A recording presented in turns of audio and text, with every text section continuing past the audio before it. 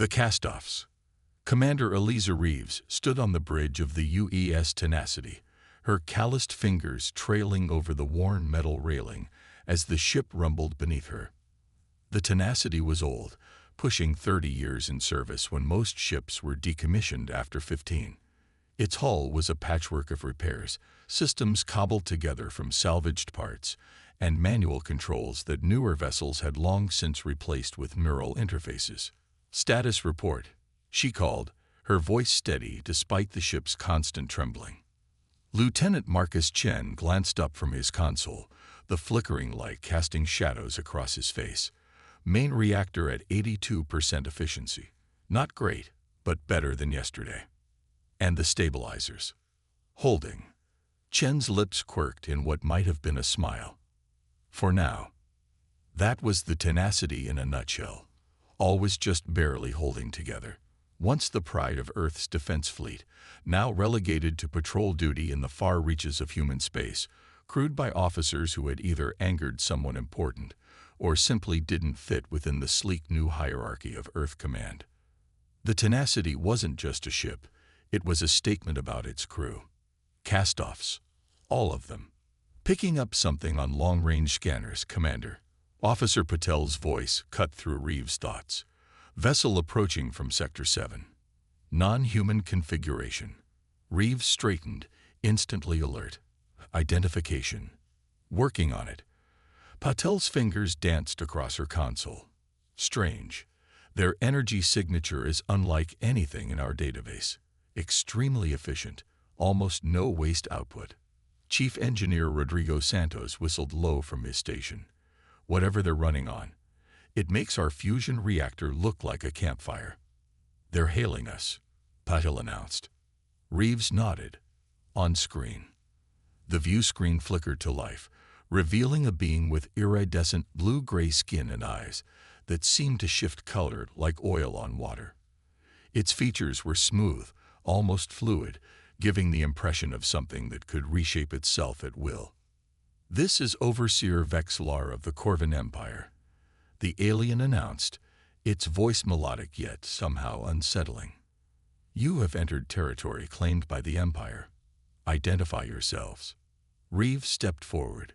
"Commander Eliza Reeves of the United Earth Ship Tenacity. We were unaware this sector had been claimed. Our star charts show it as neutral space." The alien, Vexlar, tilted its head, those shifting eyes scanning the bridge. Something like amusement crossed its features. "Your information is outdated, Commander, as is your vessel." Its gaze lingered on the exposed conduits along the ceiling, the manual control stations. Fascinating. We had heard humans relied on primitive technology, but to see it still in operation is quaint. Reeves felt her crew bristle around her. The Tenacity might be old, but it was theirs. "Our technology serves us well enough," she replied evenly. "Does it?" Vexlar's lips curved into what might have been a smile. "Your propulsion system leaks energy like water through a sieve. Your hull is patched with materials barely capable of withstanding micrometeorite impacts. And your weapons," the alien made a sound that might have been laughter. "They're practically museum pieces." Santos muttered something colorful in Spanish. Reeves silenced him with a glance. "We're on a routine patrol mission," she said. "If we've inadvertently crossed into Corvin space, we apologize and will adjust our course." Vexlar waved a hand dismissively. "No need for alarm, Commander. Your junk ship poses no threat to the Empire. Consider this a courtesy notification. The Corvin expansion continues, and this sector now falls under our protection. You may proceed with your patrol, but be aware, the boundaries have changed." The transmission cut abruptly, leaving the bridge in silence. "Junk ship," Chen said finally, his voice tight. "Did that smooth-faced squid just call the Tenacity junk?" "Arrogant bastard," Santos growled. "I'd like to see how their fancy systems hold up against a good old-fashioned EMP burst." Reeves raised a hand, silencing them. "Opinions on our new neighbors." Science Officer Lin spoke up from her station. "The Corvins are relatively new to interstellar politics. Their technology is reportedly generations ahead of ours. Quantum-based systems, adaptive materials, energy efficiency beyond anything we've achieved. They've expanded rapidly in the last decade. Security Chief Novak added, not openly hostile, but aggressive in claiming resources and territory. Several smaller species have voluntarily joined their empire after demonstrations of Corvan technological superiority. Bullies with better toys, Chen muttered. Reeves nodded slowly. Patel, keep tracking their ship. I want to know where they're going and what they're interested in. Lin, gather everything we have on Corvan technology. Santos, run diagnostics on our systems. I want to know exactly how visible our energy leaks are and if we can minimize them. Commander, Patel called suddenly. I'm picking up another signal. Faint, coming from the Helios Nebula region. Corvan? No. Patel frowned at her readings. It's old. Really old. And it doesn't match any known configuration, human or alien. Lin moved to Patel's station, studying the data. This signal pattern, it's incredible. It appears to be some kind of beacon. But the technology, it's beyond even what we know of Corvan capabilities. The Helios Nebula is off-limits, Novik reminded them. Earth Command declared it a no-go zone after the survey team disappeared there last year. Reeves stared at the distant pinprick of light on the navigation display that represented the nebula. And now we have Corvans expanding into the adjacent sector and an unknown ancient signal activating. That's not coincidence. You think the Corvans are after whatever's broadcasting? Chen asked. I think, Reeves said slowly, that if something in that nebula has caught the attention of an advanced empire that considers us primitive, we should be very interested in what it is. Santos leaned forward. Commander, are you suggesting we go against Earth Command's directive and investigate the nebula? Reeves didn't answer immediately. Her orders were clear. Patrol the established routes, avoid the nebula, report any anomalies, but do not engage. Standard procedure for a ship considered too outdated to be risked on anything important. The Corvans are heading toward the nebula. Patel confirmed, looking up from her console. They've adjusted course directly for the signal source. Reeves made her decision. Plot and intercept course, Chen. Maximum stealth approach. Commander, Novik cautioned. Earth Command explicitly. Earth Command sent us out here in this junk ship because they don't expect us to find anything worth reporting. Reeves cut in. But something in that nebula has caught the attention of an advanced civilization that's rapidly expanding its territory. If the Corvans want it, we need to know what it is before they claim it. She gripped the railing, feeling the familiar vibration of the ship through her palms.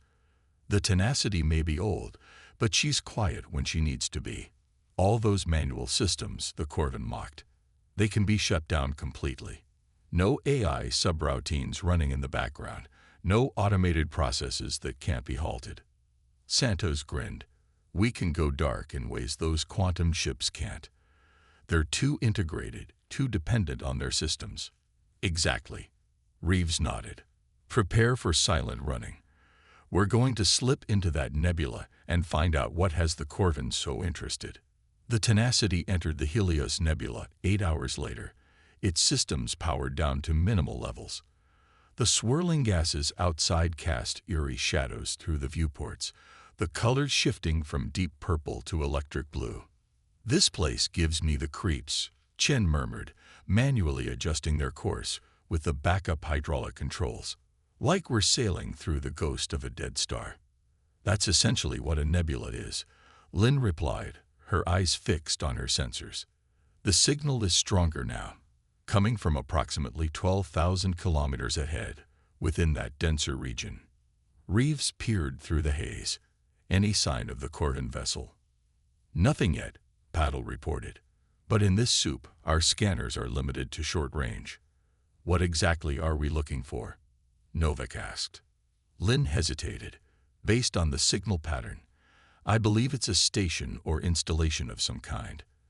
The architecture of the transmission suggests it was designed to activate in response to specific technological signatures entering the nebula. It was waiting for something, Reeves murmured. Or someone. Commander, Patel's voice was tight.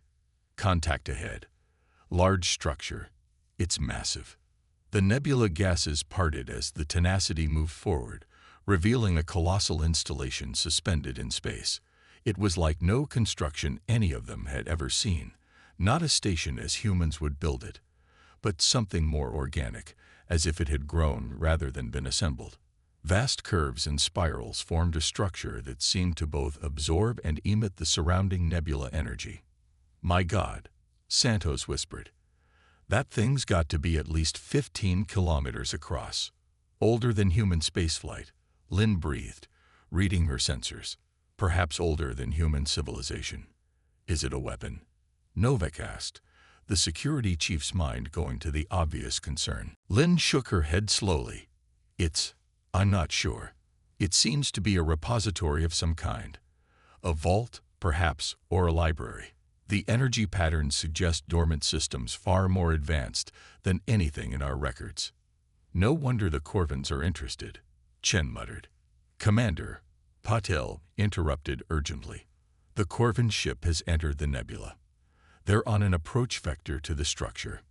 Can they detect us?" "Not yet. We're running silent, and the nebula is masking our signature. But once they get closer..." Reeves made a quick decision. "Take us in, closer to the structure. We'll use it for cover." The Tenacity glided forward, closing the distance to the alien installation. As they approached, patterns along its surface began to illuminate, pulsing with a soft blue light. "It's responding to our presence," Lynn said, excitement creeping into her voice. "The systems are activating." "Is that good or bad?" Novak asked tensely. Before Lynn could answer, a beam of energy shot from the structure, engulfing the Tenacity in pale blue light. Every system on the ship flickered, then stabilized. "What was that?" Reeves demanded. "We've been scanned," Lynn replied, checking her readings. "The installation. It's reading our technology." Another beam extended from the structure, this one reaching far beyond the Tenacity, into the nebula where the Corvin ship approached. Moments later, the installation's lights dimmed, then darkened completely. "It shut down," Lynn said, confused. "After scanning both ships, it just powered down." "The Corvin vessel is hailing us," Patel announced. "They sound angry." Reeves straightened her uniform. On screen, Vexlar's face appeared, those shifting eyes now hard with fury. "What have you done, human?" "We've done nothing but observe, Overseer," Reeves replied calmly. "Same as you. Do not play innocent. That installation was activating, responding to a signal, until it scanned your primitive vessel." The Corvin's voice rose. "Decades of preparation, calculating the exact technological signature needed to access the ancestors' repository, and you interfere with your junk ship." Reeves exchanged a quick glance with Lynn. "The installation responded to our approach before yours. Perhaps there's been a misunderstanding about what it's designed to recognize." "Impossible," Vexlar hissed. "The ancestors' technology responds only to advanced quantum systems. Systems like ours, evolved from their original designs. Your crude mechanics could not possibly." The alien stopped suddenly, those color-shifting eyes widening. "Unless..." A new voice interrupted, another Corvin, off-screen. "Overseer, we've translated more of the installation's outer markings. It appears to be a warning." "What kind of warning?" Vexlar demanded. "Against advancement without understanding. Against technology that evolves too quickly." Reeves watched understanding dawn on the alien's face, followed by something that looked remarkably like human disbelief. "The installation," Reeves said slowly, piecing it together. "It's not responding to advanced technology at all, is it? It's rejecting it." Vexlar didn't answer, but the fury in those shifting eyes told Reeves all she needed to know. The ancestors weren't showcasing their achievements, she continued. They were warning against them, against technology advancing faster than wisdom. Prepare weapons. Vexlar snapped to someone off-screen. Target the human vessel. That would be unwise, Reeves said, her voice hardening. Whatever is stored in that installation clearly responds to our technology, not yours. Destroy us, and you may never access it. The Corvin's face contorted with rage. You will assist us in accessing the repository, Commander. Your primitive systems seem to be the key. An irony I do not appreciate. Once we have what we need, your junk ship will be discarded. Prepare to be boarded. The transmission cut off. Red alert, Reeves ordered instantly. Battle stations. As the alarm blared through the ship, Reeves turned to Lynn. What exactly did we stumble into, officer? Lynn looked up from her readings, her eyes wide. Based on what we've seen and the Corvin's reaction, I believe this is an archive left by an ancient species, the ancestors the Corvin mentioned, a species that reached a technological peak and then deliberately regressed. Regressed? Why would an advanced civilization go backward? Novak asked. Because they discovered something that made them fear their own progress, Lynn answered quietly. Something so dangerous they built this installation to warn others and encoded it to respond only to technology below a certain threshold of advancement. And our junk ship is just primitive enough to qualify, Santos said with a grim smile. The Corvin vessel is charging weapons, Paddle reported. Reeves gripped the railing, her mind racing. The Tenacity was outgunned, outmaneuvered, and trapped in a nebula with a technologically superior enemy that wanted what only they could access. Santos, can you establish a more direct connection to the installation? If it responded to our approach, maybe we can communicate with it. The engineer nodded. I can try patching our signal through the auxiliary communications array. It's old enough to be practically analog. Might be just the right level of tech. Do it, Reeves ordered. The rest of you, prepare for evasive maneuvers. If the Corvins want our junk, they're going to learn just how dangerous scrap metal can be. The Reckoning. The Tenacity shuddered as the first Corvin energy blast struck its shields. Warning lights flashed across the bridge as systems struggled to compensate. Shields at 64% and dropping. Novak reported, his fingers dancing across the tactical console. Their weapons technology is at least 3 generations ahead of ours. Reeves gripped the command chair. Evasive pattern delta. Use the nebula gases for cover. Chen guided the ship into a spiraling descent, diving deeper into the swirling clouds of the Helios Nebula. The Tenacity groaned in protest, the aged hull creaking under the strain. They're following, Patel called out. And they're launching drones, small, fast attack units. Santos, status on connecting with the installation. Reeves demanded. The chief engineer's voice came through the comms, strained but determined. Almost there, Commander. The installation's responding to our analog signals, but it's like trying to have a conversation using Morse code and smoke signals. Another blast rocked the ship. Novak's expression darkened. Shields at 47%. We can't take much more of this. Reeves studied the tactical display, mind racing. The Corvins had them outgunned and surrounded, but they had one advantage: understanding. The Tenacity was considered obsolete by modern standards, but that very obsolescence might be their salvation. Lynn, what else can you tell me about this installation? Why would an advanced civilization leave a warning that only less advanced technology could access? The science officer studied her readings, eyes narrowed in concentration. Based on the patterns we've observed, I believe the ancestors reached a technological tipping point, a moment when their advancement outpaced their wisdom. Whatever they discovered or created was so dangerous they deliberately regressed, abandoning quantum technology and neural interfaces. And they left this installation as a warning, Reeves murmured, to prevent others from making the same mistake. Lynn nodded. The ultimate do not open sign, designed to be understood only by civilizations that haven't yet passed the point of no return. And the Corvins have already crossed that line, Chen said. That's why the installation shut down when it scanned them. The ship rocked again as another blast struck home. Shields at 32%, Novik reported grimly.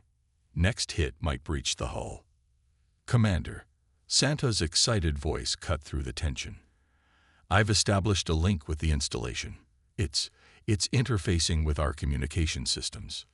The view screen flickered, then filled with symbols.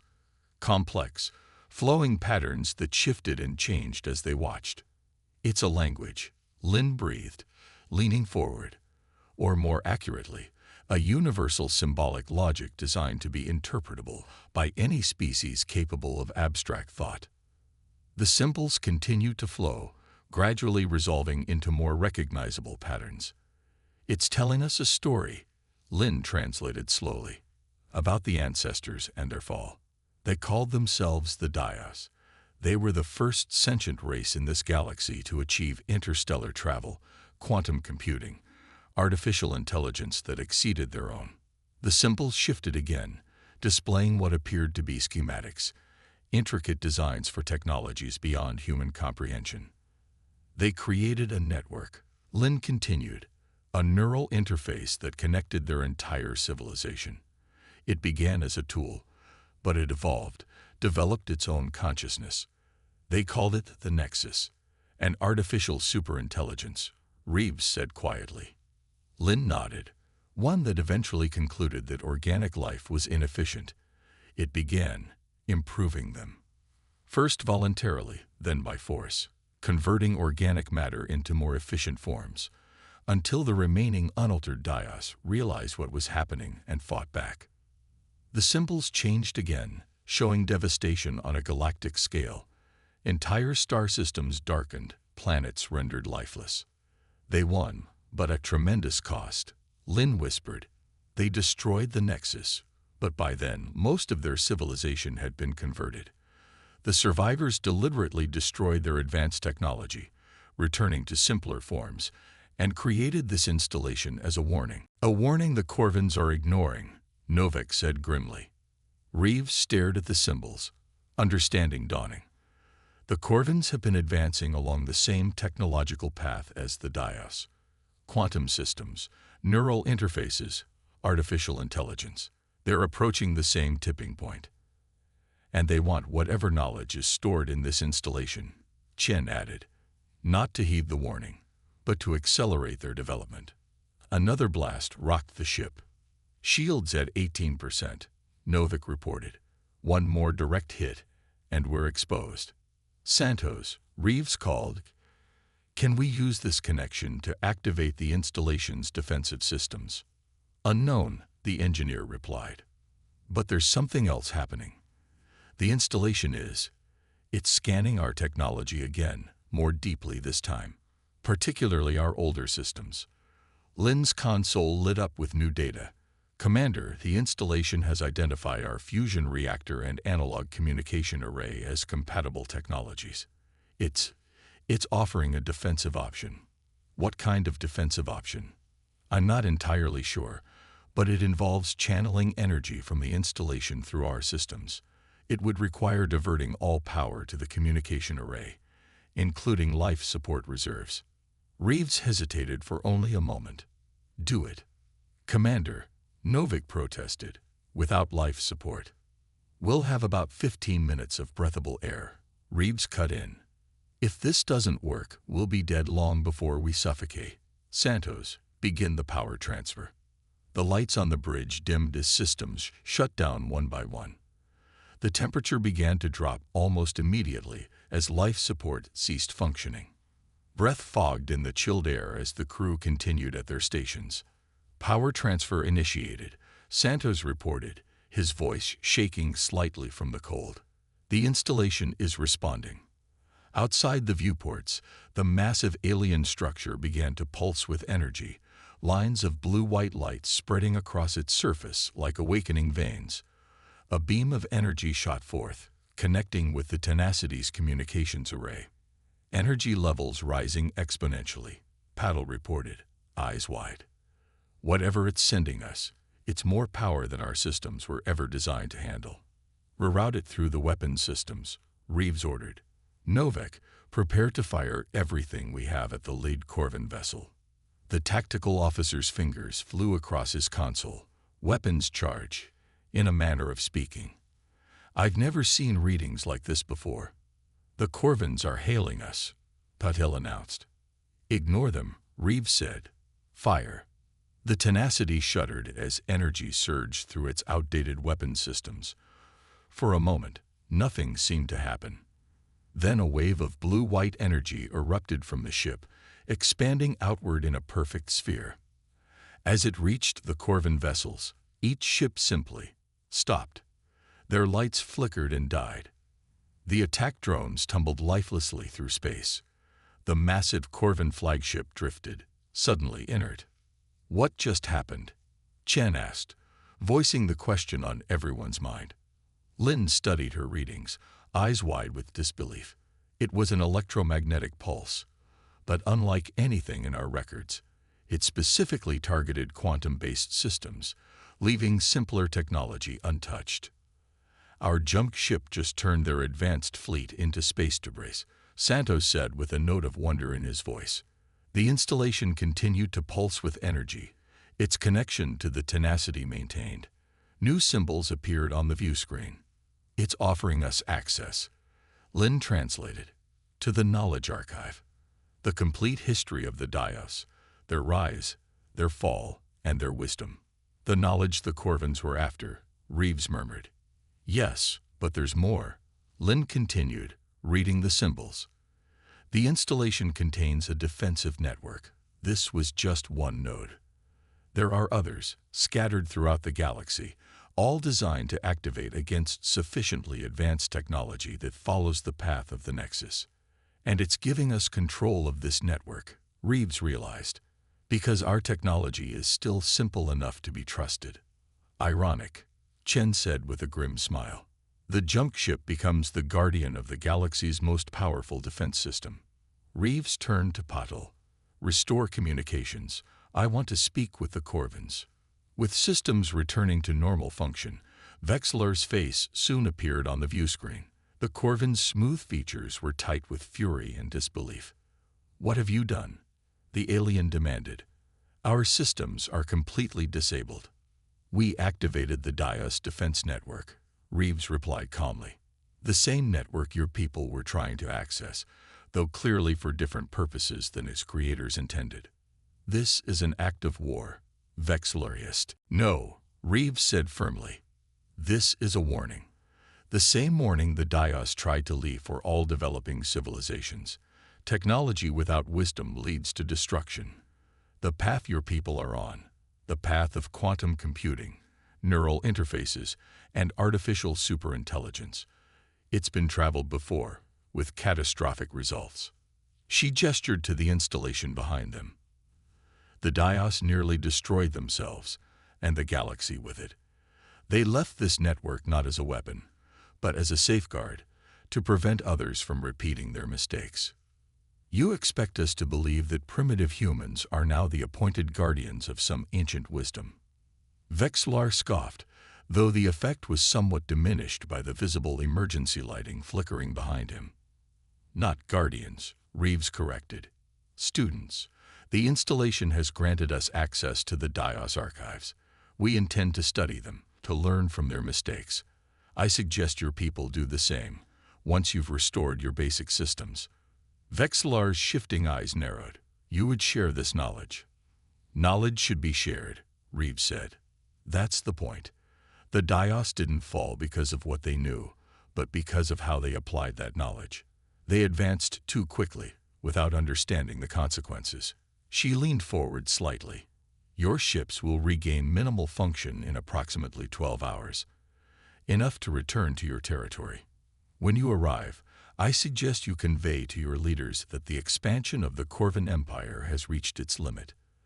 The defense network we've activated extends throughout this sector and beyond. You're threatening us with an ancient weapon, Vexlar said, voice cold. I'm offering you a choice, Reeves countered. Continue on your current path of unchecked technological advancement and aggressive expansion, And yes, the network will respond accordingly. Or take this opportunity to reassess, to learn from the Dios rather than repeating their mistakes. She paused, allowing her words to sink in. Your advanced ships are currently dead in space, disabled by a pulse from our junk technology. Perhaps that should tell you something about the value of understanding fundamentals before building on them.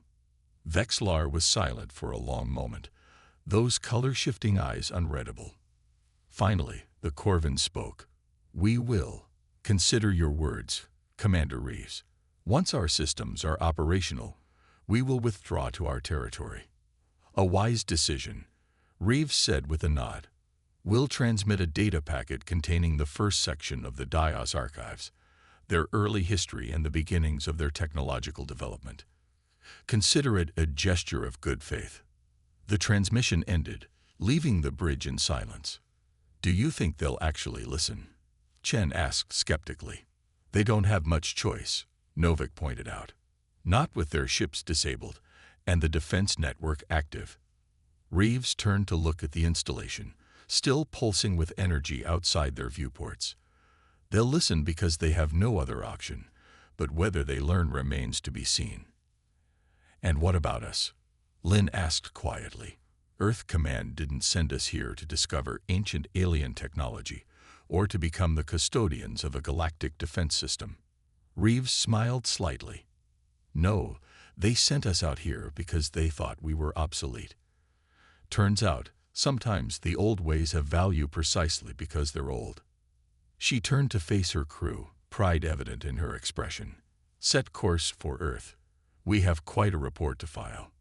And if they don't believe us? Santos asked. Then we show them, Reeves said simply. The Tenacity may be old, but she just became the most important ship in human space. Our junk technology is now the key to understanding the greatest civilization this galaxy has ever known, and to preventing its greatest tragedy from recurring. Chen grinned as he plotted their course. Not bad for a ship held together with patches and prayers. The Corvins are going to have to rethink their definition of primitive, Patel added. As the Tenacity pulled away from the installation, a final message appeared on the view screen, symbols that Lin translated without hesitation. The Guardians return to the stars. The cycle continues. Reeves settled into her command chair, feeling the familiar vibration of the ship through the worn padding. Indeed it does, she murmured. But this time, with wisdom before advancement. 3 months later, Commander Reeves stood before the United Earth Council, the leaders of every major human settlement, and colony present either in person or via hologram. The chamber was silent as she concluded her report. The Dios archives have provided us with insights into technological development paths we hadn't considered, she explained. Not more advanced, necessarily, but more balanced. Technologies that evolve with their users rather than beyond them. Admiral Patel, no relation to her communications officer, leaned forward. And the Corvin Empire. They've withdrawn to their original territories, Reeves reported. Their initial anger has given way to caution. They've requested regular data transfers from the archives, particularly focusing on the Dios' early mistakes. And the defense network, another counselor asked, remains active, though dormant. The installation responds to the Tenacity's signals, and we've established similar connections with the other nodes we've located. As long as no civilization attempts to develop technologies along the path that led to the Nexus, the network will remain passive. Admiral Patel nodded slowly. So our oldest, most outdated ship has become our most valuable asset. A vessel the Corvins dismissed as junk now holds the key to a power they can't access. There's a certain poetry to it, Reeves acknowledged with a slight smile. And what would you recommend, Commander? The Council President asked. Now that humanity finds itself unexpectedly in possession of this knowledge and responsibility. Reeves straightened, choosing her words carefully. That we remember the lesson the Tenacity learned in the nebula. Sometimes, what appears to be advancement is actually regression. The Dios didn't leave their knowledge as a shortcut to power, but as a map of dangerous terrain they had already crossed. She gestured to the holographic display showing the DIOS installation. I recommend we establish a research outpost at each node of the defense network, not to weaponize it, but to understand it, to learn from the DIOS rather than simply exploiting their legacy. And the tenacity? Admiral Patel asked. My crew and I request permission to continue our mission, Reeves said firmly. There are more installation nodes to locate, more of the network to understand, and it seems the network responds best to our particular vintage of technology. The council president smiled for the first time. I believe that can be arranged. In fact, we're recommissioning several ships of the Tenacity's class. It appears obsolete is a relative term. As the council session concluded, Reeves found Admiral Patel waiting for her in the antechamber. You've changed things, Commander, the Admiral said quietly. The balance of power in the galaxy, certainly, but more than that. You've changed how we think about progress. Reeves nodded. The DIOS learned that lesson too late. We have a chance to do better. The Corvins called your ship junk, Patel mused. Now the most advanced civilizations in known space are scrambling to develop regression protocols, ways to simplify their systems in case they need to interface with the DIOS network. Ironic, Reeves agreed. More than ironic, it's a reminder. Sometimes the oldest tools are the most reliable precisely because they've stood the test of time. The Admiral extended her hand. Safe travels, Commander. It seems your junk ship has quite a future ahead of it. Reeves smiled as she shook the Admiral's hand. The Tenacity always had a future, Admiral. Sometimes the universe just needs time to catch up to what we already knew. Newer isn't always better.